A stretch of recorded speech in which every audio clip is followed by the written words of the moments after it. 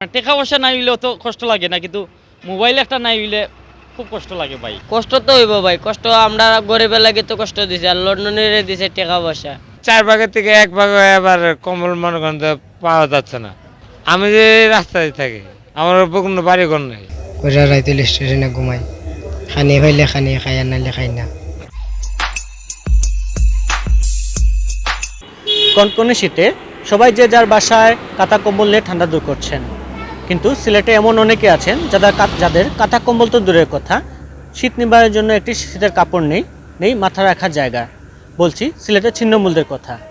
আজকের পর্ব আমরা সাজেছি সিলেটের ছিন্নমূলদের নিয়ে। চলুন শুরু করা যাক।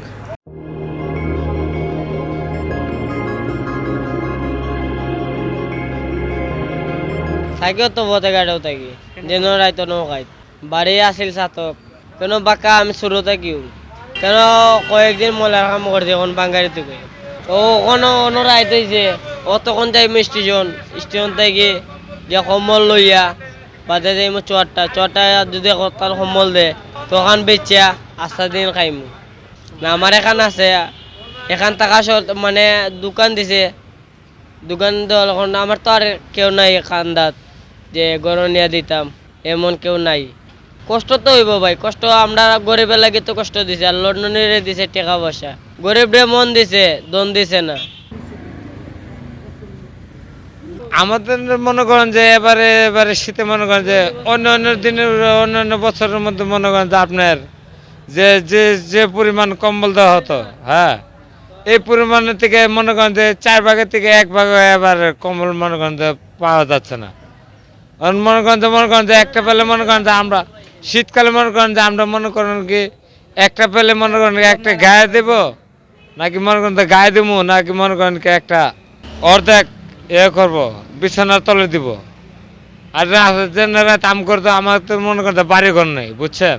যদি আপনার মাননীয় সরকারের কাছে আমার একটা আবেদন, মাননীয় মন্ত্রীর কাছে, হ্যাঁ, যে মাননীয় সিলেট শহরের মধ্যে কম্বল বিতরণ করে বেশি গরিব মানুষ, অসহায় মানুষের জন্য, আমাদের অসহায় মানুষের জন্য। আমি যে রাস্তায় থাকি, আমার কোনো বাড়ি ঘর নেই। মেন বাড়ি বেশি সুনামগঞ্জ, কিন্তু কোনো জায়গা সম্পত্তি নেই আমাকে। স্টেশনে থাকি, খামাজ কাম কইরা খাই, ঘুমাই স্টেশনে। দোকানে কইলে কাজে নেই না, এমনি ছোটা কাম কইরা রাইতে স্টেশনে ঘুমাই, খানি খাইলে খানি খাই, আর নাইলে খাই না। আমার কোনো কাপড় নাই, ও একটা, আর কোনো কাপড় নাই আমার। ঠান্ডা লাগে কিন্তু ঘুমাইতে পারি না, ঠান্ডা মাঝে কষ্ট করে ঘুমাই। আমি আর কেটা চাই, বালা একটা কাম কাজ চাইলে আমার বালা পড়ালেখার আগে করছি না, আর এখন খুলতাম পারতাম না, না মন বইতো না এখন পড়ালেখার। আমার কিচ্ছু নাই, কম্বল বল কিচ্ছু নাই, এইভাবে ঘুমাই। খাওয়া দাওয়া তো কইলাম আপনারে, খাই নাই পাইলে খাই না, রিক্সা টেলাই ওটা কাম করি খাই। আমার অভিযোগ হইল বন্দর বেশিরভাগ হইল মহিলাসকলের বেনেতি ব্যক্তি টাকা পয়সা মোবাইল চুরি হয়ে যায়। জিন্দাবাজার হামাইলে চুয়ারটা বন্দর এটা বেশি অ্যাভেলেবেল মোবাইল নেট। আমার মোবাইলও নিছে বন্দর বাজার ইয়তে করিমুল্লার সামনে থেকে। আমার খেয়াল হইল জেলা বন্দরের যারা পকেট চুরি আর মোবাইল, বহুত মানুষের পার্সোনাল জিনিস থাকে মোবাইলের মাঝে। মোবাইল নাইও, মানে টাকা পয়সা নাই হইলেও তো কষ্ট লাগে না, কিন্তু মোবাইল একটা নাই হইলে খুব কষ্ট লাগে ভাই। তার লাগি আপনারা একটু তুলিয়া দরবার সিলেটর বন্দর বাজারের এই যে সমস্যার লাগি জেলা পুলিশ প্রশাসন থেকে লাগে সবাই জেলা এগুলো একটা ভালো পদক্ষেপ নেয়।